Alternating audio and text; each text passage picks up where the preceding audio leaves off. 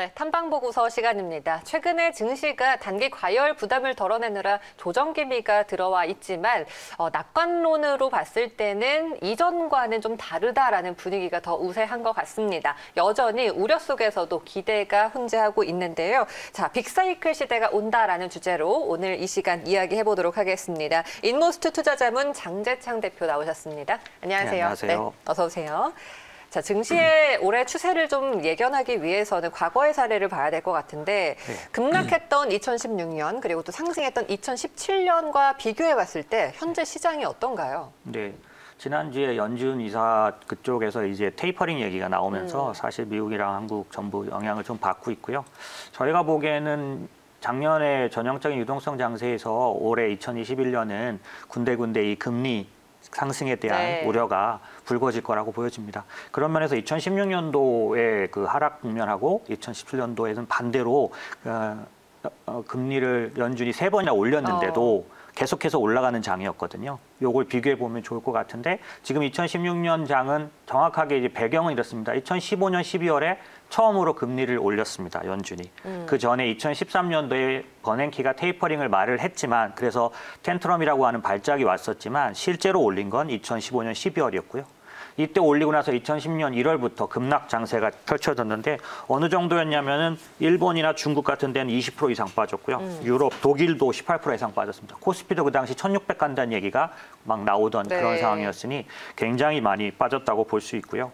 그런데 이제 이상한 건 2017년입니다. 2017년 좀 전에 말씀드린 것처럼 2016년 12월에 금리를 똑같이 올렸는데 그리고 2017년 내에도 3번이나 올렸는데 이때는 흔들리지 않고 정말 평탄하게 제 기억은 2017년이 최근 장으로는 10% 이상 조정 안 하는 그런 아주 평탄한 장으로는 아주 기억에 남는 장이었는데 그렇게 올라갔다는 거죠.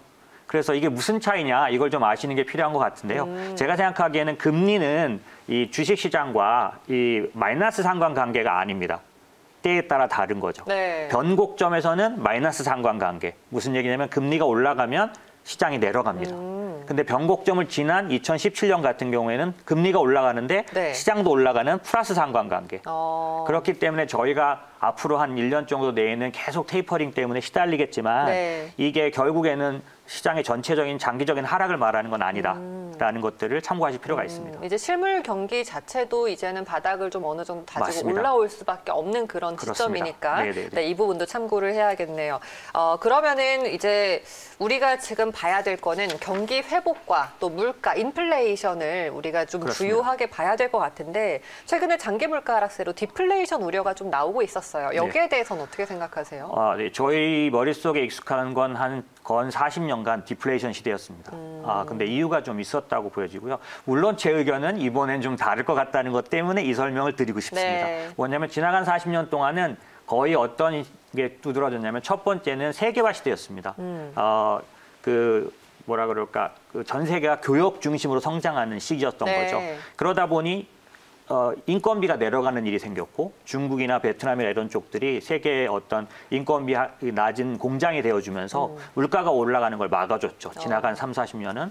그리고 또 하나 가장 큰 것 중에 하나는 뭐냐면 테크 섹터. 그러니까 기술주들에 의한 그러니까 아마존 효과. 아마존이 전 세계의 물가를 움직일 수 있었던 이유는 뭐냐면 전에는 이쪽에서 올려도 알 수가 없었는데 이제는 다 보이니까 마음대로 올릴 수 없었기 때문에 오랫동안 못 올렸던 효과. 이것 때문에 또 계속해서 디플레이션 시대였다고 보여지고요. 또 하나는 이번에 좀 주목해야 될 건데 재정 정책을 강력하게 쓰지 못했었습니다. 2009년도, 10년도 금융위기 직후에도 재정 정책은 나왔었는데요. 그래서 효과도 좀 보였는데 왜 그만둘 수밖에 없었냐? 바로 재정 부채 문제가 되면서 특히 2011년도에 유럽 위기가 재정 위기였거든요. 그래서 전 세계가 곧바로 재정 긴축에 들어가 버렸습니다. 그렇기 때문에 실제로 물가를 살리는 일이 없었는데 이번에 저는 다르다고 보는 이유는 이번은 재정 정책이 주도권을 잡은 시대라는 거죠. 통화 정책이 뒤따라가고 재정 정책이 앞서 있기 때문에 더군다나 이전의 우려처럼 기본적으로 정부 부채에 대한 문제가 아주 지탄을 받는 문제가 상황이 아니라 전 세계 어느 나라도 재정 정책에 대해서 특별히 IMF가 권고할 정도로 이렇게 재정 정책이 나올 거라서 과거에 이런 때는 딱 1940년도 대공황 때인데 이렇게 재정 정책이 적극적으로 움직일 때는 네. 인플레이션이 10%대까지 나타났었습니다. 그렇군요. 네. 지금은 뭐 소비라든지 고용이라든지 계속 좀 악화된 지표가 나오고 있잖아요. 맞습니다. 이게 시간이 지날수록 이 시차를 두고 우리가 개선되는 걸 확인할 수는 있을까요? 그렇습니다. 제가 2016년, 17년을 굳이 처음부터 들고 나온 이유도 너무나 어이없게 혹은 드라마틱하게 2016년에 상반기에 그렇게 하락장이 나타났는데 하반기부터 실적이 지표가 나타나고 2017년은 뭐든지 다 최고를 찍었습니다. 좋아졌어요. 코스피 네. 같은 경우는 2017년도가 그 사상 최고치를 막 찍던 해고. 그땐 뭘 넣어도 올랐던 것 맞습니다. 같아요. 네. 그런데 그 6개월 전에 어쩌면 그렇게 공포스러운 국면이 있었는지 이번에도 저는 고객 투자자분들에게 말씀드리고 싶은 건 시장은 때로 우려감 때문에 그렇게 흔들리기도 한다. 네. 그런데 2016년도에 지표는 정말 좋게 나오고 있었습니다. 하반기에는요. 그래서 그런 면에서는 지금 말씀 주신 것처럼 지표를 좀 확인해야 될 텐데 네. 먼저 알 수 있는 지표와 뒤늦게 나오는 지표를 섞어서 보면 안 된다는 거죠. 예를 들면 고용 지표는 후행입니다. 네. 조금 이따가 또 주제가 되면 말씀드리겠지만 실업률은 바로 좋아질 수 있는 지표가 아닌 거예요. 반드시 결과로 나옵니다. 그런데 그런 면에서 앞에 볼 수 있는 지표는 공장 가동률이라든지 재고 지표입니다. 이쪽 면은 지난주 금요일에도 미국 공장 가동률이 몇 년 내, 2, 3년 내 최고치 찍었거든요. 이런 것들이 향후 6개월 내에 지표가 좋게 나올 거를 예고하는 소위 말하는 리스타킹을 보여주는 지표들입니다. 그런 면에서 저희가 지표를 볼 때도 그냥 마구 쏟아지는 지표를 그냥 볼 게 아니라 앞에 나오는 지표와 네. 뒤에 나오는 지표를 좀 구별할 필요가 그렇군요. 있다라는 네. 거죠. 알겠습니다. 이제는 바이든 시대가 열리면서 이 새로운 미국 행정부에 대한 기대감으로도 우리가 시장을 보는데 투자 모멘텀으로 삼아야 될 것 같습니다. 네. 그 대표적인 게 이게 친환경 시대라는 그렇죠. 거죠. 네. 네네. 여기에 대해서는 어떻게 보세요? 사실 이제 바이든의 그 블루웨이브라는 것들이 시장의 테마로 움직이고 이미 좀 많이 올랐습니다. 그런데 이제 저는 많이 올랐다라고 해서 이제 안 볼 게 아니라 이게 좀 장기적인 문제라는 얘기를 먼저 좀 드리고 싶습니다.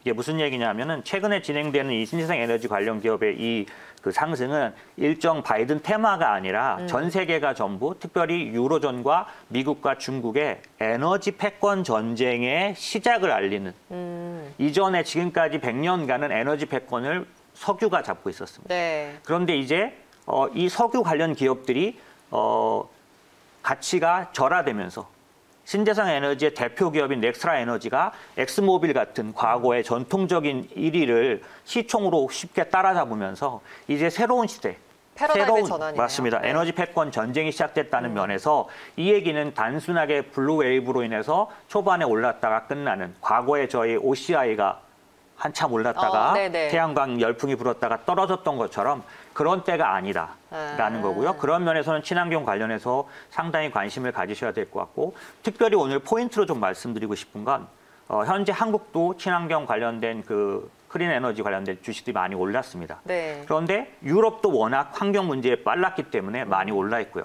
그런 면에서 저는 미국을 노리자. 왜냐하면 뒤늦게 트럼프 때문에 참여를 안 했었고 그다음에 이번에 그렇죠. 블루웨이브는 어디에 집중돼 있냐면 더 많은 그 고용에 집중돼 있는데 이 친환경이 고용과도 연결이 큽니다. 네. 그런 면에서는 만약에 친환경 관련된 클린 에너지 관련된 투자를 하고 싶으시다면 바이 아메리카라는 걸 잊지 마시라. 결국 미국에 있는 기업, 클린 에너지 기업에 투자하는 게 그러니까 그거는 국적은 달라도 미국에 공장이 있는 데를 말하는 겁니다. 네네. 예, 그런 거를 고르실 때는 고용을 창출할 수 있는. 맞습니다. 네. 네, 그런 면에서는 그 신재생 에너지 ETF라는 거를 보시면 굉장히 좋을 것 같습니다. 지금 대표님의 말씀을 들어보면은 전반적으로 이제 우리의 금융시장과 경기가 단순히 유동성으로 끌어올려졌기 때문에 이게 거품이다, 언젠간 꺼질 것이다라는 우려감보다는 네. 아니다, 이제는 정말 산업적인 그런 패러다임의 전환 시기이기 때문에 여기서 우리는 기회를 충분히 찾을 수 있다라고 보시는 맞습니다. 것 같습니다. 예, 정확하신 말씀입니다. 예, 그러면 이제 최근에 있는 고점 논란에 대해서도 네. 고점이라는 의견은 아니실 것 같아요. 저는 그렇게 보고 있지 않습니다. 네, 예. 네. 자, 그러면은 우리가 뭐 친환경 관련주뿐만 아니라 뭐 경기 민감주들도 네네. 최근에는 좀 많이 올라줬고요. 네네. 이런 게 다 이유 있는 상승이다라고 보시는 맞습니다. 거죠? 네네. 사실상 지금 이 코로나 쇼크는 꼭 아셨으면 좋겠는 게 과거에 제가 한 4번 정도 위기를 겪어봤는데요. 그 위기와 좀 다릅니다.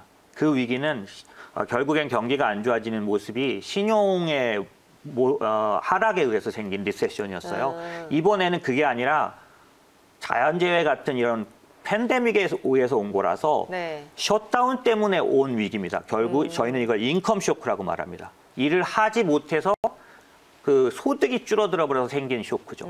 그렇기 때문에 이거는 재정 정책에 의해서 소득을 어느 정도 보존해 주기만 하면 과거보다 소비가 빨리 살아납니다. 이 증거는 이미 나타나고 있죠. 네. 저희 나라도 사실 제가 시간이 되면 한번 말씀드리려고 했는데 이거는 한번 보셨으면 좋겠어요. 뭐냐면 어저께부로 이제 한국 경제 그 코로나 회복률이라는 게 나왔습니다. 네. 이게 뭐냐면 지나간 1년 내에 그 코로나로 인해서 받은 피해를 얼마큼 한국 경제가 회복했느냐 이 문제를 다룬 건데요. 제가 보여드리고 싶은 건 지표들인데 소비도 74%가 회복됐고요. 네. 수출도 163%, 이건 더 늘었다는 네. 얘기죠. 그다음에 생산도 99%. 예, 그렇게 이미, 살아났는데 여기서 말씀드릴 싶은 거 고용은 25%입니다. 아직 룸이 충분히 있다는 거네요. 그렇죠. 그러니까 이게 네. 무슨 얘기냐면 지금 민감주와 제가 이런 얘기 드린 이유가 네. 뭐냐면 사실 이 코로나 쇼크는 인컴 쇼크이기 때문에 기본적으로 정부에서 보조에 의해서 소비는 빨리 살아난 장점이 있는 반면에 셧다운 됐었기 때문에 고용 문제, 특별히 서비스업 관련된 고용은 쉽게 좋아질 수가 없습니다. 지금도 백신이 너무너무 힘들어지고 있으니까요. 네. 그러면 내년도에, 그러니까 내년이 올해죠. 이제 백신에 의해서 어느 정도 영향이 나타나게 되면 빠르게 서비스업 지수가 살아나면서 이 경기 민감주들이 상당 부분 올라갈 수 있는 폭이 생길 거니까 이제부터는 그쪽을 노려보시는 게 더 좋겠다는 게 제 생각입니다. 네, 알겠습니다. 아까는 이제 바이 아메리카라고 말씀을 해주셨는데 최근에 동학개미들뿐만 아니라 서학개미의 비중도 상당히 많이 늘어나고 높습니다. 있습니다. 글로벌 시장에서 기회를 찾으면 당연히 좋은 거고요. 우리 국내 증시에 대해서는 어떤 의견이신지도 궁금한데요. 사실 저는 체력이 굉장히 좋아졌기 때문에 3천을 온 거에 대해서 전혀 걱정스럽게 생각 안 하는데요. 네. 다만 중요한 건 더 이상 가려면 체질이 변화돼야 합니다. 무슨 얘기냐면 지금 전 세계를 이끌고 있는 새로운 산업의 주도권을 가진 기업들이 한국에도 있어야 되는데 다행스럽게 있습니다. 시총 10위 안에 있는 기업들이 지금 시장을 주도하는. 네네, 그 기업들이 전 세계를 이끌고 있는 IT, 소프트웨어, 이런 헬스케어 이런 쪽의 기업들이기 때문에 한국도 희망이 상당히 있고 체질이 바뀌는 듯하다. 더군다나 놀라운 지표는 이 시총 10위가 전 세계 전 코스피의 50% 이상을 차지할 맞아요. 만큼 네. 주도적으로 끌어가고 있기 때문에 저는 이번 시장을 좀 체질이 바뀌고 있구나라고 생각해서 기대하고 있습니다. 순환을 하면서도 이 주도 업종이 계속해서 당분간 장세를 이끌어갈 수 있겠다라고 전해주셨습니다. 네, 앞으로의 이 글로벌 산업과 또 우리 4차 산업의 패러다임의 전환 속에서 우리가 어떤 기회를 삼아야 되는지에 대해서 좀 자세하게 의견을 들어봤고요. 말씀해 주신 부분을 정리를 해보자면은 코로나 때문에 위기가 잠깐 생기면서 깊게 이제 좀 디프레션 되는 그런 분위기였지만 또 빠르게 튀어오르면서 우리가 회복을 하고 있기 때문에 앞으로의 전망은 더 밝다. 이렇게 네, 정리를 할 수 있겠네요. 네, 맞습니다. 알겠습니다. 오늘 대표님 말씀 여기까지 듣고 정리를 하도록 하겠습니다. 오늘 말씀 여기까지 들을게요. 고맙습니다. 고맙습니다.